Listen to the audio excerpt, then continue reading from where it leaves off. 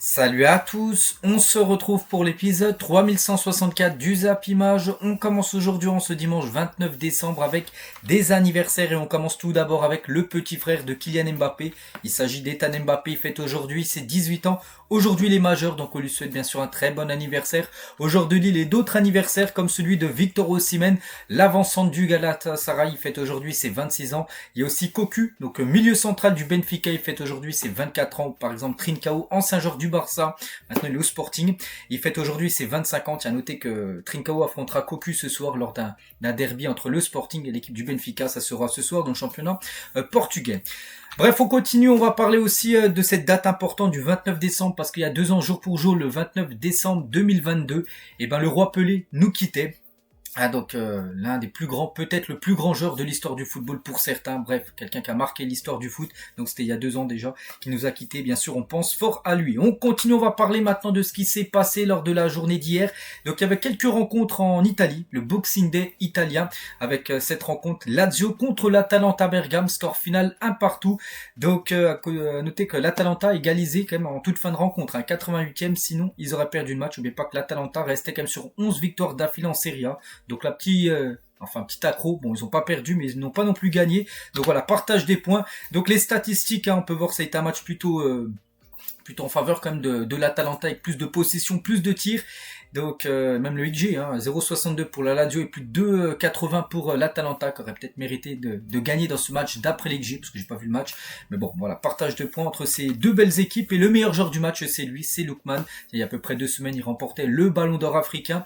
Et hier, lors de cette rencontre, donc il n'a pas marqué, mais c'est lui qui a délivré la passe D pour le but égalisateur de son équipe. Donc félicitations à Lookman. Et passeur D, donc 20 buts et passes D, MOETM. Donc une journée banale pour le Ballon d'Or africain, bien sûr. Lookman, c'était son dernier match là sur cette année 2024, donc maintenant il rejouera bien sûr sur la nouvelle année.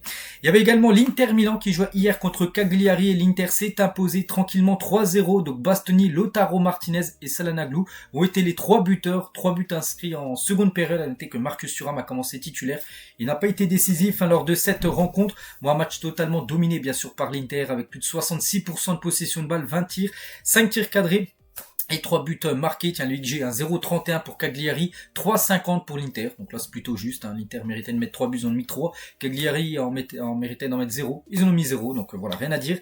Belle victoire de l'Inter Milan. Et l'homme du match lors de cette rencontre, c'est Nicolo Barella, le milieu italien, bien sûr, un très bon joueur. C'est lui qui a été élu MVP. Et à noter que Lautaro Martinez a été buteur et ça faisait longtemps qu'il n'avait pas marqué après 9 matchs de disette. 9 matchs sans marquer du côté de l'Inter. Martinez retrouve le chemin des filets pour ce dernier match de l'année 2024. Et du coup, l'Inter termine la saison 2024 en Serie A avec plus de victoires, 27 victoires sur 38 matchs joués sur l'année là 2024, 38 matchs en tout en championnat, 27 victoires, c'est exceptionnel. Seulement 2 défaites sur l'année en championnat. Et le moins de buts encaissés, seulement 29 buts encaissés en 38 matchs cette année 2024. C'est moins d'un but pris par match. Donc voilà, cette redoutable équipe bien sûr de l'Inter Milan. Il y avait également 2 autres matchs en Italie. Donc il y avait également Parme contre Monza qui est lanterne rouge. Et Monza s'est de nouveau incliné. Pourtant ils ont viré leur entraîneur Nesta, c'est un nouveau coach qui était là. Et bon, ça n'a pas changé parce qu'ils ont de nouveau perdu. Donc belle victoire de l'équipe de Parme. Il y avait aussi l'équipe du Genoa qui s'est imposée 2-1 du côté de Empoli. Une victoire également importante pour cette équipe dans l'optique du maintien. Donc voici maintenant le classement après les matchs joués hier. Donc l'Atalanta en tête devant l'Inter Milan. Après il y a Naples bien sûr 3e, la Lazio 4e et la Fiorentina la 5e position. Après bien sûr toutes les équipes, il y a des équipes qui sont à 16 matchs joués, il y en a qui sont à 17, il y en a qui sont à 18 comme l'Atalanta. Donc voilà, il y a plein de matchs en retard. Et aujourd'hui, tiens, regardez le gros programme de Udinese Torino, ça sera 12h30 là dans quelques heures.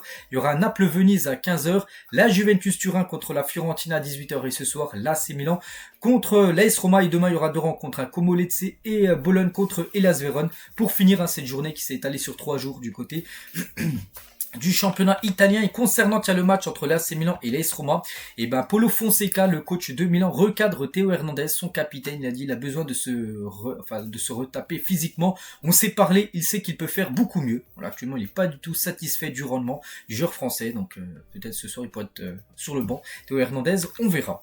On continue, on va parler d'un match aussi du championnat portugais. Il y avait aussi une rencontre hier, Porto contre l'équipe de Boa Vista, c'était un derby et Porto s'est imposé tranquillement 4-0. Donc Donc voilà, bien sûr le match à sens unique pour Porto. Belle victoire, et on va parler de cette pépite que j'ai commencé à parler il y a une dizaine de jours, parce que quand tout le monde commence à en parler du côté du Portugal, la pépite âgée de 17 ans, Rodrigo Moura, qui a été buteur et passeur décisif sur 2 des 4 buts.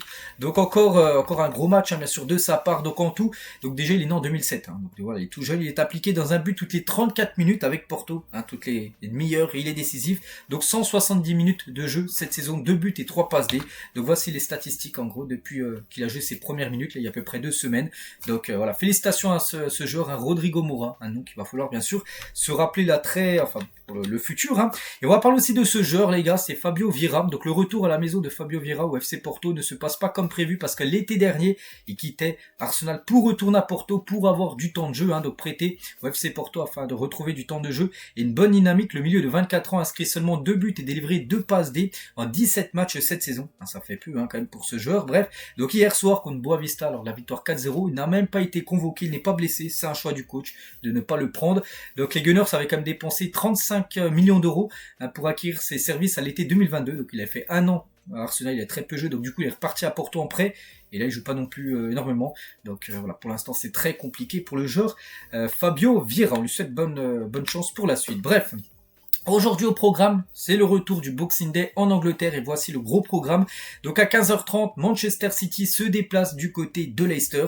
On verra si City va retrouver la victoire. Seulement une victoire sur les 13 derniers matchs quand même pour City. Donc il y aura un Crystal Palace, Southampton, Everton, Nottingham Forest, Fulham, Bournemouth, Tottenham, Wolverhampton et West Ham contre Liverpool à 18h15. Ce sera le dernier match de cette journée. Donc, il y aura également des rencontres demain, par exemple l'équipe de Manchester United ou même Arsenal joueront demain. Ça sera demain lundi. Et concernant ce classement avant cette 19e journée, parce que toutes les équipes ont joué 18 matchs à part Everton et Liverpool qui ont joué 17 matchs, vu que le match n'avait pas été joué il y a à peu près 2 semaines. Et c'est vrai que si on regarde ce match, donc ce classement, et si on fait le point sur les 9 premiers matchs et les 9 derniers matchs, regardez, donc les 9 premiers matchs, n'oubliez pas que City, les gars, sur les 9 premiers matchs, avaient pris 23 points. 23 points, ils étaient en tête devant Liverpool, 22 points sur les 9 premiers matchs, je vous parle de Première Ligue. Et sur la colonne de droite, en gros, c'est sur les 9 derniers matchs, puisqu'en gros, City a joué 18 matchs, et City, les gars, serait 18e sur 20, vu qu'ils ont enchaîné les défaites. Ils ont pris seulement 5 points, alors que lors des 9 premiers matchs, j'en ai pris 23. Voilà, pour montrer la dynamique catastrophique de Manchester City. Et en parlant de City qui se déplace à Leicester, on sait cet après-midi à 15h30, donc Pep Guardiola sur la période que connaît Manchester City actuellement, je ne vais pas lâcher, j'ai envie d'être ici, je ne veux pas décevoir les gens au club, les supporters, les gens qui aiment le club, mais il sait que la situation est très délicate, et cela me fait réaliser ce que nous avons fait. Après une longue série sans victoire, Guardiola constate à quel point Manchester City était très fort dans le passé. C'est que si on compare City il y a encore quelques mois et le City là actuellement, c'est vrai qu'on s'est dit voilà, c'est le jour et la nuit concernant cette équipe. Mais bon, je pense que quand ils vont retrouver le rythme de la victoire, tout ça, les blessés quand ils vont revenir, je pense qu'ils vont retrouver la forme qu'ils ont avant. Mais là, c'est vrai qu'ils ont perdu le championnat, on peut dire, à Manchester City par rapport à toutes les défaites qu'ils ont eues depuis quelques semaines. Et un autre Manchester, c'est Manchester United. On sait qu'aussi cette équipe en grande difficulté. Ruben Amorim a désormais dirigé 10 matchs de Manchester United avec un bilan de 4 victoires, 1 match nul, 5 défaites. Donc déjà, il a plus perdu que gagné, ça c'est pas fou. Le Portugais est le premier entraîneur depuis 1932, donc depuis 92 ans, à perdre 5 de ses 10 premiers matchs à la tête des Diables Rouges. Un début compliqué, parce qu'on a annoncé des grands espoirs pour Manchester avec Ruben Amorim. Voilà, depuis 92 ans, il n'y a jamais un entraîneur qui a fait pire que lui, déjà de perdre 5 fois au bout de ses 10 premiers matchs du côté de Manchester United. Bref, on va parler d'un autre match, les gars, donc en première division au Trinity et Tobago. Donc la Police FC a battu le Prison Service sur le score de 5-1. C'est la Défense Force qui est leader du championnat. Voilà, c'est de la première division. Il y a l'équipe de Police qui est Prison. Et la Police s'est imposée 5-1 contre l'équipe de Prison. Voilà, donc concernant les gars, cette première division du Trinity et Tobago. Bref, on continue, on va parler cette fois-ci de la une du journal Équipe aujourd'hui. Et ça parle de ces joueurs. On peut voir Lopez, le gardien de Lyon, Brice Samba, le gardien de Lens, et Seko Fofana, les gars, qui pourraient revenir en Ligue 1. Et c'est que voilà, chaud, parce que voilà, il va se passer beaucoup de choses là, vu que le mercato, n'oubliez pas, ouvre ses portes, là, ça sera mercredi. Et concernant ces 3 joueurs là qu'on peut voir sur l'image, on commence avec celui qui est en plein milieu, c'est Brice Samba, a bien accepté de rejoindre le Stade Rennais. J'en ai parlé hier. Regardez, c'est Fabrizio Romano, les gars, qui le confirme que peut-être aujourd'hui, peut-être demain, peut-être là, la semaine prochaine, on n'est pas quelques jours près, mais il devrait bien s'engager du côté de Rennes, et du coup il devrait quitter le Racing Club de Lens. Donc on parle d'un transfert aux alentours des 15 millions d'euros et un contrat jusqu'en 2029, un contrat de 5 ans pour Brice Samba du côté de Rennes. Et concernant le gardien à Rennes, parce qu'il y a quand même un gardien, c'est Steve Mandanda, on se dit pourquoi Rennes veut amener un gardien alors qu'ils ont déjà Mandanda. Et Mandanda a été surpris par l'apparition soudaine du dossier Brice Samba à Rennes hier, parce que il se dit voilà, s'il ramène un gardien, c'est pour que moi j'aille sur le banc. Ah oui, parce que tu peux faire rigoler qu'un gardien. Donc le gardien de 39 ans, Mandanda, n'envisage pas pour autant de quitter son club, ni de prendre sa retraite. C'est pas parce que Brice Samba arrive qu'il va partir, non. Donc il va rester. Mais bon, je pense que si Samba arrive, ce sera pour être le numéro 1. Donc Mandanda devrait certainement être sur le banc lors de la deuxième partie de saison, si bien sûr Brice Samba venait à signer. Et du côté de Lens, les gars, parce que Lens, ils vont perdre Brice Samba. Et en cas de départ de Brice Samba, où c'est très bien parti, qui doit être son remplaçant pour garder les cages lensoises. Donc il y a des infos. Donc Diouf, le gardien de Reims, resté le gardien de Toulouse, Ilian Meslier, le gardien de Leeds United. Voilà, donc parce qu'on recruté bien sûr un nouveau gardien, même si t'as Mofi, qui est le gardien actuellement remplaçant. On pense pas qu'il sera le gardien numéro 1. Donc non, c'est dire ira chercher un nouveau gardien de but, bien sûr, pour cette deuxième partie de saison. Toujours avec Lens, c'est pas fini, parce qu'on parle de Brice Samba sur le départ, mais lui aussi pourrait partir. C'est Jonathan Gradit, remet en question son avenir au Racing Club de Lens après 3 matchs sur le banc, 3 derniers matchs sur le banc. Il se dit, est-ce que je dois rester à Lens? Et il pourrait partir, et le Stade Rennais, de nouveau, est intéressé par son profil depuis plusieurs semaines. Donc Rennes pourrait faire Samba plus Jonathan Gradit, et il pourrait faire également Rennes, Seko Fofana, qu'on a aussi beaucoup parlé hier. Donc Fofana pourrait signer à Rennes pour 20 millions d'euros. L'argument de Jorge Sampaoli, le coach de Rennes, pèse dans les discussions entre les deux parties. Donc on l'a peut-être à Rennes, 3 recrues, là peut-être imminentes là dans les prochains jours. Pour revenir sur Lens, parce que Lens, j'ai dit, il y a beaucoup de départs. On parlait de Gradit, on parlait de Brice Samba qui va certainement partir. Et ce genre aussi concernant Kevin Danso, donc défenseur autrichien et offensif de club anglais, de plusieurs clubs anglais qui s'intéressent aux défenseurs autrichiens pour ce mercato hivernal. Donc voilà, il y aura pas mal de départs du côté du Racing Club de Lens. On sait qu'en plus à Lens, ils doivent vendre, ils doivent récupérer de l'argent. Ça a été dit par le président il y a quelques jours.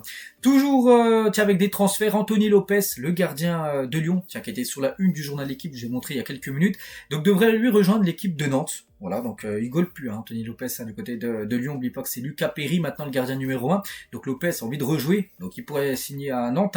Le Portugais devrait signer un contrat de 6 mois, donc jusqu'à la fin de saison. Et du coup, Alban Lafont, qui est le gardien du FC Nantes, se prépare lui du coup à quitter Nantes, vu qu'Anthony Lopez va arriver. Donc vous avez vu, il va se passer quand même pas mal de choses là dans les prochains jours, surtout avec des gardiens, parce qu'il y a pas mal de changements de gardiens de club là, avec Lafont, avec Anthony Lopez et Brice Samba, et même peut-être Mandanda qui pourrait peut-être partir, on verra. Du côté de l'OM, on va parler de ce gardien, qui joue peu les gars, même jamais. Actuellement, 4e gardien de l'Olympique de Marseille, c'est Ruben Blanco. Il touche quand même 210 000 euros par mois. C'est quand même énorme, si on peut comparer à celui de Savanier, le joueur de Montpellier, parce qu'il l'avait dit, lors du match de Coupe de France, moi je touche 210 000 euros. C'est le même salaire que le 4e gardien de l'OM, alors que lui, on le voit jamais. Alors, je sais même pas s'il a gaulé une fois cette saison, même depuis son arrivée. Bref, le 4e gardien le mieux payé de l'histoire de la Ligue 1. C'est quand même fou. Pour rappel, l'Espagnol s'était gravement blessé cet été, et de nouveau, Portier sont arrivés, ce qui explique sa dégringolade dans la hiérarchie, parce qu'avant il était peut-être numéro 2 quand il y avait Paul Lopez, mais vu que là il y a des nouveaux gardiens qui sont arrivés, Jeffrey Delange, il y a aussi Rulli, et du coup tout ça l'ont fait descendre dans la hiérarchie des gardiens. Maintenant c'est le 4e gardien, et il touche quand même 210 000 euros, donc c'est un gouffre financier pour Marseille bien sûr, de payer un joueur qui va certainement pas jouer cette saison. Donc les dirigeants de l'OM bien sûr cherchent à se séparer du gardien Ruben Blanco. Toujours à l'OM, lui aussi pourrait partir, c'est Lilian Brassier qui a pratiquement pas joué cette saison, ne veut pas quitter l'OM pour le moment. Bon, pour le moment, on verra ce qui va se passer, parce qu'il y a quand même pas mal d'équipes qui s'intéressent à lui. Le défenseur garde pourtant une belle cote sur le marché. Deux clubs de Ligue 1, dont Nice, Leicester, Villarreal et Wolfsburg ont pris contact avec l'entourage du joueur, sur un transfert. Mais pour l'instant, lui, il souhaitera encore rester à Marseille. On verra ce qui va être dit là dans les prochains jours. Un autre joueur qui a peut-être sur le départ à Marseille, c'est Ismaël Koné, lui aussi, qui joue peu. Donc la Lazio est intéressée par le joueur. Le club italien souhaite se faire prêter le Canadien et d'inclure une option d'achat de 11 millions d'euros, lui qui est arrivé l'été dernier. C'est vrai qu'il a quasiment pas joué cette saison, et du coup déjà sur le départ il pourrait rejoindre le championnat italien. Des nouvelles de Bukayo Saka, blessé, Saka, et on peut voir qu'il s'est fait, regardez, il est à l'hôpital, il s'est fait opérer, donc la plupart voient des obstacles mais peu voient des opportunités. La guérison a commencé et je reviendrai plus fort. Merci à tous pour vos messages. N'oubliez pas qu'il est blessé 2 mois. Bukayo Saka, donc on lui souhaite bien sûr un très bon rétablissement. C'est un gros coup dur bien sûr pour les Gunners. La Juventus et des clubs de Première Ligue sont intéressés par Fikayo Tomori, donc défenseur de l'AC Milan. Aucune offre a été faite pour l'instant à l'AC Milan, mais le joueur ne rentre plus dans les plans de Paulo Fonseca, le coach de Milan. Donc on se dit va partir. Voilà, la Juve serait très intéressée par le joueur. Des nouvelles, il y a de Azdin Ounahi, ancien joueur de l'OM, il est parti au Panathinaikos, souvenez-vous. C'était l'été dernier, le Panathinaikos envisage sérieusement de lever l'option d'achat du joueur de l'OM, parce qu'il appartient toujours à Marseille. Donc l'option d'achat est à 11,5 millions d'euros. Le Marocain a été très performant sur ses 10 dernières apparitions avec le club grec, et du coup il pourrait être vendu et du coup ne plus appartenir à Marseille. On revient 50 jours pour jour en arrière, c'est un 29 décembre 2019, et Erling Haaland quittait le RB Salzbourg et s'engageait au Borussia Dortmund. C'était un mercato en plein, c'était un transfert en plein pour le mois d'hiver, on peut dire, pour la période d'hiver. Bref, donc il rejoignait un gros championnat, vu que c'était le championnat allemand, la Bundesliga. Le deal s'était bouclé aux alentours des 25 millions d'euros, c'est que si on fait 5 ans, jour pour jour, son bilan, c'est un top player, bien sûr, même si actuellement il est dans une période très délicate. Bon bref, son bilan, c'est 89 matchs à Dortmund, 86 buts et 23 passes D, des stats incroyables, bien sûr, pour Erling Haaland, maintenant, qui joue, bien sûr, du côté de Manchester City. En parlant, de Haaland, qui coûtait 25 millions d'euros, il y a 5 ans, maintenant, c'est le joueur le plus cher du monde, avec Vini Junior, les deux, coûtent 200 millions d'euros, donc voici les 5 joueurs les plus chers du monde. Donc Lamine Yamal et Jude Bellingham après 180 millions, puis Kylian Mbappé coûte 160 millions d'euros. On va parler du FC Barcelone, et ça c'est une très bonne nouvelle, parce que hier les gars c'était pas bon du tout avec l'inscription de Daniel Mo. J'ai dit que la Liga avait rejeté l'appel du Barça pour enregistrer Daniel Mo. Du coup le Barça tout simplement a levé un levier économique, ce qu'ils ont souvent fait dans le passé. Donc le Barça va pouvoir inscrire Daniel Mo et Pau Victor. Juan Laporta, le président, a conclu un accord au Moyen-Orient pour 100 millions d'euros qui permettra l'inscription des deux joueurs. Donc c'est quoi cet accord, c'est quoi cette grosse rentrée d'argent de 100 millions d'euros dans les caisses du club? Donc le Barça active un nouveau levier économique. Donc en gros le club va céder les droits d'exploitation des loges VIP du Camp Nou pour 100 millions d'euros. Donc en gros ils vont vendre toutes les loges du VIP, une rangée de loges pour les 20 prochaines années. De ces loges-là, ils seront réservés à des personnes qui ont investi plus de 100 millions d'euros. D'où vient cet argent, et grâce à cet argent, Daniel Mo et Pau Victor seront enregistrés. Ils ont jusqu'à mardi soir 23h59 avant de basculer bien sûr sur le 1er janvier pour enregistrer les deux joueurs. S'ils ne sont pas enregistrés d'ici là, ils ne pourront pas jouer. Donc là ils ont le temps, on est seulement dimanche, ils ont tout aujourd'hui, demain et mardi pour enregistrer les deux joueurs qui devraient être enregistrés. Du coup ils pourront jouer. Plutôt une bonne nouvelle bien sûr pour Daniel Mo, parce qu'il y a des rumeurs qu'il aurait pu ne plus jouer bien sûr au Barça sur cette deuxième partie de saison si l'argent n'aurait pas été trouvé, mais l'argent a été trouvé, donc bonne nouvelle pour le Barça. Et l'autre bonne nouvelle les gars, c'est aussi concernant Lamine Yamal qui est blessé actuellement, mais retour prévu le 8 janvier prochain pour Lamine Yamal. L'Espagnol est remis complètement de sa blessure et pourra jouer la demi-finale de Supercoupe d'Espagne face à Bilbao avec le FC Barcelone. Donc là il va pas jouer le match, parce que là il y a un match ce week-end, le week-end là prochain, c'est contre Barbastro, je crois que c'est une équipe de 3e ou 4e division, c'est la Coupe du Roi, pas de risque pris avec Lamine Yamal, mais le match d'après les gars, ça sera de la Supercoupe d'Espagne, où là bien sûr il pourrait être présent, Lamine Yamal. Et toujours avec lui une petite photo qu'il a pu publier sur son réseau Instagram, photo de lui avec Neymar, son idole, parce que à l'époque Lamine Yamal, quand il était beaucoup plus jeune, parce qu'il est toujours jeune, il a 17 ans, mais quand il avait 12-13 ans, il regardait beaucoup de compiles YouTube de Neymar avec ses dribbles qu'il faisait à Santos à l'époque, et donc les deux ont pu faire une photo ensemble. Et Neymar lui avait offert un maillot il y a quelques mois, le maillot de Santos à l'époque, bien sûr, que Lamine Yamal avait publié également sur ses réseaux sociaux. On va parler d'un autre joueur, les gars. Donc lui, ça fait longtemps qu'on l'a pas vu, c'est David Alaba. Il est blessé depuis décembre 2023. En décembre 2024, ça fait plus d'1 an qu'il est blessé. Il s'est fait les ligaments croisés. Et Alaba devrait faire son retour au sein de l'entraînement collectif du Real Madrid ce lundi, parce que, du côté du Real, c'est reprise demain à l'entraînement. Et côté Barça, c'est aujourd'hui. Le 29, c'est aujourd'hui le retour à l'entraînement pour les joueurs du Barça. Parce que vous savez que j'ai une chaîne Barça et Real, et je sais quand ils reprennent l'entraînement. Donc voilà. Et concernant David Alaba, demain il sera de retour à l'entraînement collectif du côté du Real Madrid. C'est bien évidemment une très bonne nouvelle également pour le club madrilène. Regardez, les internautes ont élu leur équipe type de l'année 2024 en Ligue 1, où figurent 6 joueurs du PSG, 4 du LOSC, un 11 très similaire à celui de la rédaction de l'équipe.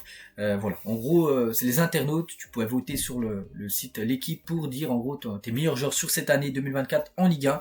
Et voilà, c'est ce 11 qui est sorti, donc avec du Nuno Mendes, avec du Lenny Yoro, qui a joué les 6 premiers mois de l'année à Lille, puis après il est parti à Manchester, il y a aussi Kylian Mbappé qui est dedans, hein, qui joue au PSG comme sur cette année 2024 avant de rejoindre le Real. Après il y a Jonathan David, il y a Zegrova, il y a Vitinha, Hakimi, Marquinhos. Donc voilà, il est très belle bien sûr. Et cette équipe, il y a Pierre Lesmelou, hein, qui mérite aussi totalement sa place dans ce 11 final.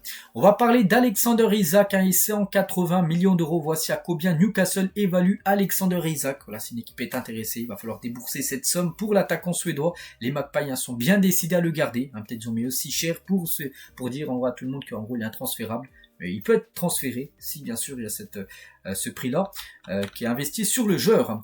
Pascal Dupraz, hein, sur un Mbappé, il a dit Mbappé ne touchait plus à terre à son arrivée au Real. Il était irrationnel dans sa manière de faire et de s'exprimer, presque Dieu quoi, hein, le Dieu du football. Il est maintenant revenu, hein, les pieds sur terre, mais Mbappé s'est foutu de notre poire, on peut dire, hein, c'était condescendant. À un moment donné, il a dit je viens en équipe de France, j'en ai rien à foutre de, enfin ce qui se dit. Hein, voilà, en gros ce que peut penser Pascal Dupraz sur Kylian Mbappé. On va parler d'un copain, d'un ami de Kylian Mbappé, c'est Vini Junior qui a vécu comme une année 2024 exceptionnelle avec tous ces trophées là remportés, en plus pas mal, hein, trophées remportés là ces derniers jours avec le trophée The Best, le trophée Globe Soccer Award, il a remporté la FIFA Intercontinental Cup en étant élu meilleur joueur du tournoi, meilleur joueur de la finale. Voilà, donc il a raflé beaucoup de trophées, bien sûr, Vini, et ça se confirme, j'en ai un peu parlé hier, hein, que le Real Madrid veut bien prolonger Vini Junior cet été. Donc sous contrat jusqu'en 2027, l'attaquant brésilien, ciblé par l'Arabie Saoudite, réclame un salaire à la hauteur de celui de Kylian Mbappé, qui est actuellement le joueur du Real Madrid le mieux payé. On va prendre des nouvelles, tiens, de Oscar, hein, ancien joueur de Chelsea, donc il était parti en Chine, hein, et maintenant il est reparti à Sao Paulo, et il s'est régalé avec Shanghai, hein, avec 16 buts et 27 passes D cette saison. Alors, grosse saison pour lui. Donc après 9 ans passé au club de Shanghai en Chine, hein, 77 buts et 141 passes D quand même. Hein. Il vient de s'engager avec Sao Paulo, donc un retour au pays bien mérité, bien sûr, pour Oscar. Donc voilà, 33 ans, on va encore il va encore rejouer, mais cette fois-ci dans son club formateur. Regardez cette photo de Andrés Iniesta qui pose à côté de cette statue qui a... Une statue où il est en train de marquer un but en finale de Coupe du Monde, la première victoire bien sûr en Coupe du Monde pour l'Espagne, c'est lui qui avait marqué bien sûr ce but en prolongation contre les Pays-Bas, et il y a une statue par rapport à ça en Espagne, puis il a pu faire une photo juste à côté, Andrés Iniesta. Le Paris FC effacera le PSG de la carte, hein. C'est le journal L'équipe, les gars, qui sort un article comme ça. Donc, selon l'entourage d'un membre qatari du PSG, une certaine méfiance plane quant aux ambitions futures du Paris FC. On sait que le Paris FC a été racheté, ils ont beaucoup d'argent, et voilà, ça pourrait faire tâche, on peut dire, au PSG, parce que le PSG c'est le grand club en Ile-de-France, même en France. Peut-être le Paris FC va être un concurrent de taille pour le PSG dans les années futures. Donc au Qatar, on voit l'arrivée d'un concurrent aux énormes ressources, hein, qui porte le nom de Paris et la Tour Eiffel sur son logo. Hein, c'est que le logo du Paris FC, déjà c'est Paris, alors que le PSG c'est Paris Saint-Germain, il y a le Saint-Germain derrière, et aussi il y a la Tour Eiffel, hein, bon, sur le logo aussi du PSG, mais voilà, hein, ce qui se dit. Hein. Donc ce n'est plus la même situation qu'avant avec le Paris FC, même s'ils étaient montés en Ligue 1 avant. Il faudra du temps, mais Paris finira par éclipser le PSG et l'effacera de la carte. Voilà ce qui se dit, c'est le journal L'équipe qu'on sorti ça, je sais pas c'est quoi leur source, mais on verra. Pour l'instant ils sont très loin bien sûr le Paris FC d'éclipser le PSG, parce qu'il faudrait déjà qu'ils montent en Ligue 1, et c'est peut-être pour cette année, on verra. Bref, l'AS Monaco est à fond concernant ce joueur Ugalde, il a 22 ans, voilà, c'est un joueur qui joue du côté du Spartak Moscou en Russie, hein, je pense que personne ne le connaît. Bref, c'est un attaquant, hein, donc il a inscrit 15 buts et délivré 2 passes dans 18 matchs de championnat russe, première division. Et Monaco ils veulent un attaquant, ils ont ciblé Colomani, ils ont ciblé d'autres attaquants. Et du coup, pour l'instant, ça patine. Hein, voilà, ils ont un attaquant là, ce Ugalde, ce joueur du Spartak. Donc, affaire à suivre. Jam McCarthy intéresse plusieurs clubs européens. Donc, ce joueur de Manchester City, bon, qui joue très peu, mais voilà. Il y a des clubs comme West Ham, Brentford, Leverkusen et la Fiorentina sont tous intéressés. Christopher Wu est poussé vers la sortie. L'international camerounais très peu utilisé par Georges Sampoli. On a parlé à Rennes tout à l'heure, il y aura des arrivées. Hein. Samba, peut-être Seko Fofana, peut-être Gradit. Il y aura certainement des départs, hein, du côté de Rennes. Et voilà, ce joueur, les gars, devrait être vendu lors du mercato hivernal. Concernant Wilfried Zaha, donc lui aussi il pourrait partir, il joue très peu, hein, du côté de Lyon. Il intéresse plusieurs clubs de MLS, hein, l'international ivoirien pourrait quitter Lyon dès cet hiver. Voilà, n'oubliez pas que je crois qu'il appartient au Galatasaray. Hein. Galatasaray l'a prêté à Lyon, mais ils sont prêts pour être cassés, pour peut-être partir en prêt du côté des États-Unis. La Juventus Turin refuse d'accueillir Marcus Rashford, donc Manchester United a proposé leur numéro 10 au dirigeant Bianconeri, mais ces derniers ont refusé. Thiago Motta voudrait plutôt recruter Zirkzee, donc l'attaquant de Manchester, néerlandais plutôt que voilà, Marcus Rashford qui est pour l'instant on ne sait pas. Hein. Car demain Manchester joue, il sera certainement pas dans le groupe. Les 4 derniers matchs de Manchester United, il n'a pas été dans le groupe. Marcus Rashford. Il y a des nouvelles aussi de Edin Terzic hein, qui était le coach de Dortmund il y a encore quelques mois. Il a dirigé Dortmund lors d'une finale de Ligue des Champions contre le Real. Donc de finale de Ligue des Champions au championnat iranien parce que finaliste de la LDC avec Dortmund.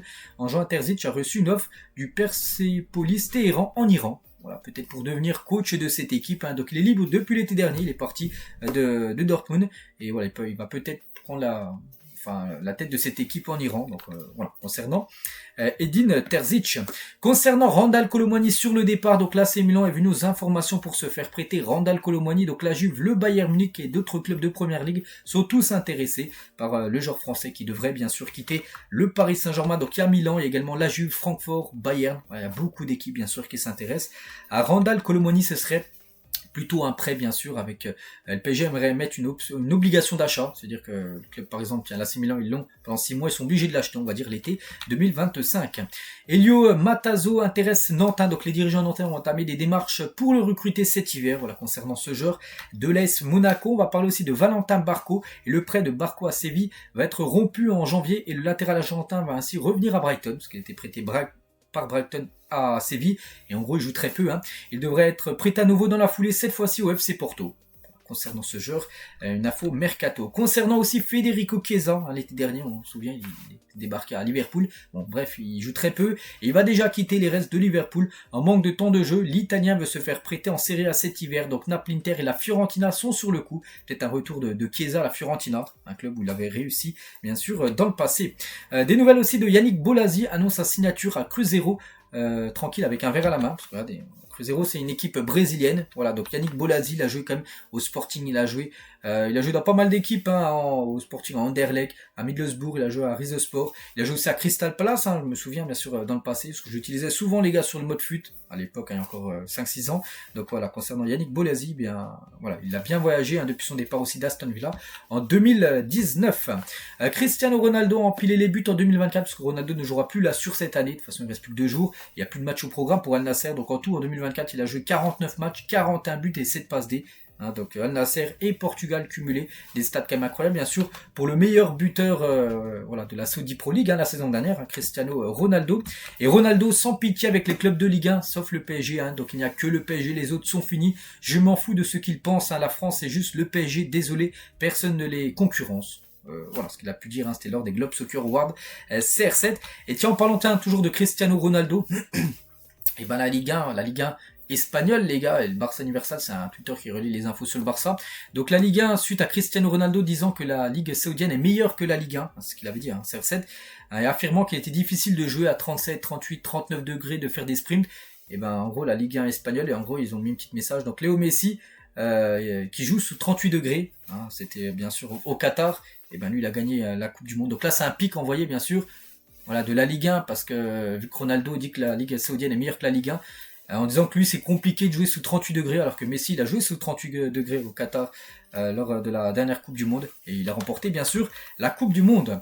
Le match France-Croatie au Stade de France devrait se jouer à guichet fermé, ça sera en mars prochain. Il ne reste plus que 5000 billets en vente pour le grand public. Hein. Ce quart de finale retour de la Ligue des Nations se déroulera le 23 mars 2025, donc déjà il y aura le match aller qui se jouera 4-5 jours avant en Croatie, et il y aura le match retour le 23 mars qui se jouera au Stade de France. Il y a déjà tout qui a été pratiquement vendu, il reste plus que 5000 billets. Ce sera bien sûr une grosse affluence. Souvenez-vous, un dernier match contre Israël, il y a eu très peu de supporters dans le stade.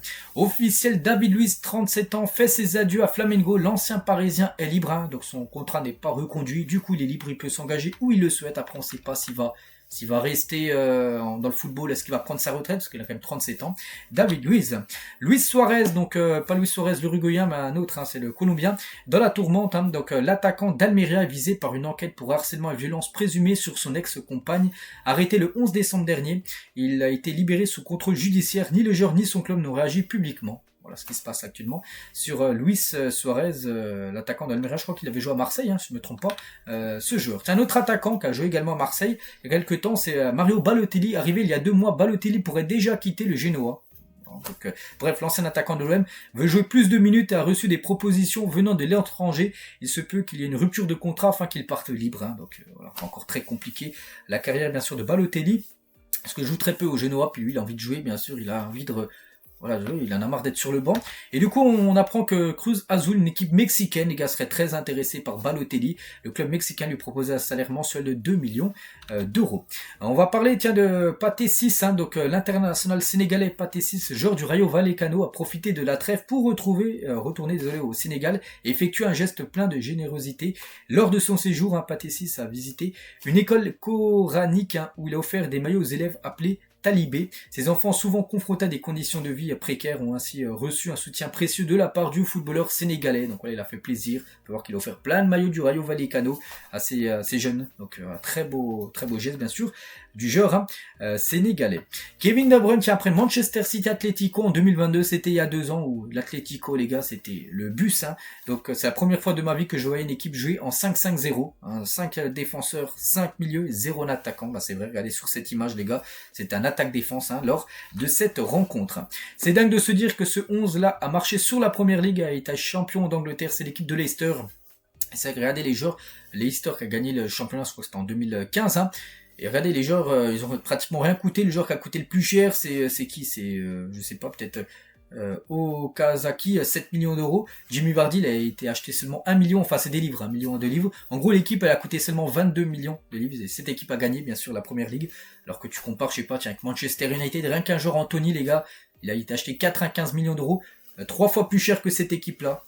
Voilà, Anthony, c'est un flop total du côté de la Première Ligue. Et on finit aussi avec une autre équipe qui a été très impressionnante il y a quelques années. Cette équipe de Monaco, c'était en 2016-2017, avant que la plupart des joueurs partent. Hein. Silva, Mbappé, tout ça, ils étaient partis. Voilà, c'était bien sûr une redoutable équipe. Mbappé, Mendy, Bakayoko, il y avait Lemar, Falcao, Fabinho, Bernardo Silva, même Sidibé. C'était bien sûr le prime de l'AS Monaco. Donc voilà les gars ce qu'il y avait à dire aujourd'hui. J'espère que ça vous a plu. Donc nous on se retrouve demain lundi bien sûr pour le prochain numéro. Je vous souhaite une très bonne journée et à demain.